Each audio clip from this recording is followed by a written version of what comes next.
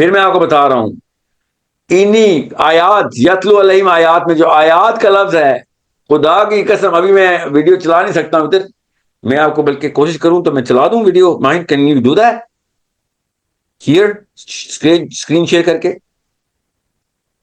let me see, sir. مجھے بتائیں، میں آپ کو ایک ویڈیو چلاتا ہوں. اس طرح کی کافی ساری ہیں نا، میں تو وہ دیکھ رہا ہوں جو چل رہی ہے میرے سامنے، تو میں آپ کو ایک ویڈیو چلا کے دکھاتا ہوں. نہیں تو آپ کو جب یہ اس سیشن کی ریکارڈنگ دیکھیں گے نا، اس میں وہ ویڈیو چل رہی ہوگی جس میں وہ آپ کو کلیئرلی بتائیں گے کہ تم جن کو آیات کہتے ہو، آیت جس کو تم آیت کہتے ہو، ہم اسی آیت کو ڈھونڈنے کے لیے، ڈی کوڈ کرنے کے لیے تو یہ پوری مشینری کھول رہے ہیں. We once had dreams of building a super collider outside Dallas, Texas. It was to be much bigger, about 3 times bigger than the puny pea shooter in Geneva, Switzerland. On the last day of hearing, a congressman asked a physicist, quote, "Will we find God with your machine? If so, I will vote for it." Well, the poor physicist didn't know what to say. So he said, "We'll find the Higgs boson." And it was canceled. Now, since then, we physicists have been mulling that question over and over in our minds. How should we have answered that question? I would have said the following. God, by whatever signs or symbols you ascribe to the deity, this machine will take us as close as humanly possible to his greatest creation, Genesis. This is a Genesis machine. It will recreate on a small scale the most glorious event in the history of the universe, its birth. Unfortunately, we said Higgs boson and our machine was canceled, in part because our politicians thought it was a waste of time to fund science. The two greatest mysteries in all of science, the two greatest mysteries are, one, what happened before creation? Why did we have a Big Bang? What bang? Are there other universes, a multiverse before the Big Bang? That's outer space. Then the second mystery is inner space. Yes.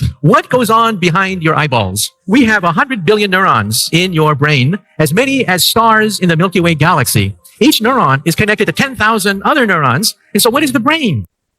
مطلب ہم اس کو follow کرنا چاہ رہے ہیں جس کو تم آیت کہتے ہو، ہم اس کو فالو کرنا چاہ رہے ہیں اللہ تک پہنچنے کے لیے، لٹرلی لفظ بھی بول رہے ہیں. تو میں کیوں آپ کو بتا رہا ہوں کہ میں آپ کو ایک ان کے فزکس کے پروفیسر ہیں ان کی بات بتاتا ہوں کہ دنیا میں اگر کوئی آپ 2 کام کر دینا تو آپ انسانیت کے ٹاپ پہ آپ پہنچ چکے ہیں، سویلائزیشن کی ہسٹری پہ آپ پہنچ چکے ہیں. 2 کام آپ کر دیں. ایک گیلیکسی میں جو آؤٹر گیلیکسیز ہیں ان کے اندر اس ڈارک انرجی کو ڈھونڈ کے اس بلیک ہول کانسیپٹ کو ہمیں ڈسائفر کر کے دے دیں. اور دوسرا آگے سنیں کیا کہتے ہیں، اس کی بھی ویڈیو چلوا دینا، اور ٹاپ فزسسٹ ہے مشیو کاکو کو یہاں پہ کوٹ کر رہا ہوں میں، کہ آپ یہ اندر بتا دیں کہ برین کے نیورونز کا ایگزیکٹ کوئی نیٹورک ہے، یہ کیسے کام کر رہا ہے. یہ میں آپ کو گورے کی ان کے اس وقت کے سب سے اسمارٹسٹ مین کی اپنی سب سے بڑی پرابلم بتا رہا ہوں کہ ہماری سب سے بڑی پرابلم یہ ہے کہ آپ ہمیں باہر کے آسمانوں کے اندر، یہ سماوات کے اندر، اور ہمارے اپنے انفسنا کے اندر، اپنے انفسنا کے اندر، اور اللہ تعالیٰ قرآن میں کیا کہہ رہے ہیں کہ تمہیں 2 نشانیاں دے رہا ہوں، ایک آسمان میں اور تمہارے اندر، فی الآفاق وفی انفسکم، فی السماوات وفی انفسکم. اللہ تعالیٰ قرآن میں کہہ رہے ہیں، یہ اس نے قرآن تو نہیں پڑھا ہوا، اپنی ساری کی ساری ترقی کرنے کے بعد کہتے ہیں بھائی یہ 2 چیزیں آپس میں کنیکٹ کرتے ہیں، ان دونوں میں کیا چل رہا ہے. ہماری سب سے بڑی پرابلم یہ ہے، اور ہم کوشش کر رہے ہیں کہ ہم پہنچ جائیں تھرو بایولوجی اندر اور تھرو اسٹرانومی باہر. وہ یتلو علیہم آیات کے اوپر لگے ہوئے ہیں، اور ہم کہہ رہے ہیں نہیں، آیت کا مطلب ہوتا ہے بس یتلو علیہم آیات کے، بس قرآن کا ترجمہ ایسے ایسے کر کے تلاوت کرتے رہو، اور وہ کھجور کی گٹلیاں اکٹھی کر کے بتاؤ کتنی دفعہ میں نے کتنا قرآن ختم کیا، اللہ تعالیٰ ہماری مدد کر دیں گے. اللہ تعالیٰ نے کہا ہے ان اللہ لا یغیر ما بکم، میں نہیں بدلوں گا تمہاری حالت، اللہ نہیں حالت بدلتا، حتی یغیر ما بانفسہم، کہ بھائی تم جب تک اپنی حالت نہیں بدلو گے تب تک میں تمہاری حالت نہیں. اور کیسے بدلو گے حالت؟ اللہ تعالیٰ نے قرآن پاک میں بتا دیا کہ یتلو علیہم آیات ویزکیہم ومعلمہ الکتاب، یعلمہ الکتاب یا حکمہ، کہ بھائی اب یہ 4 کام نہیں کرو گے تو بھائی تم پھر تمہاری حالت نہیں میں بدلنے والا. اور کیسے کرو؟ اکٹھے ہو کے کرو گے.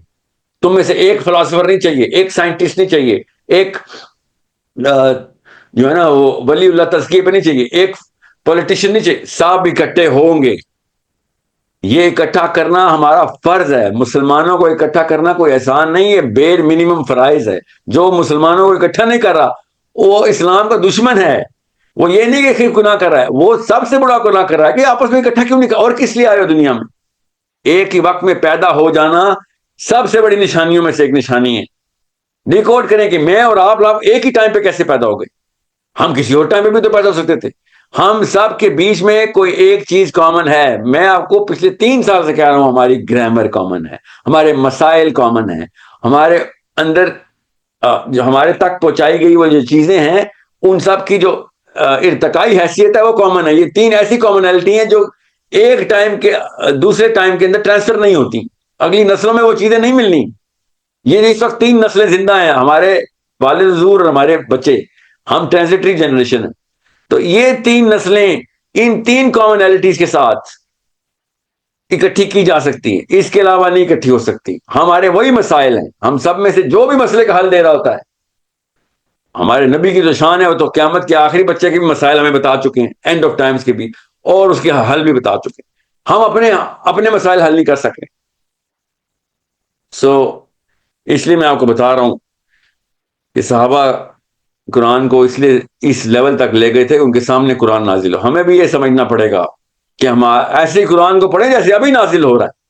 جب تک ہم قرآن کو ایسے نہیں پڑھیں گے جیسے ابھی نازل ہو رہا ہے, تب تک ہم اس کو پرانے دور کی کتاب سمجھیں گے. نعوذ باللہ, ہم اس کو آخری دور کی کتاب نہیں سمجھیں گے, اپنے دور کی نہیں سمجھیں گے.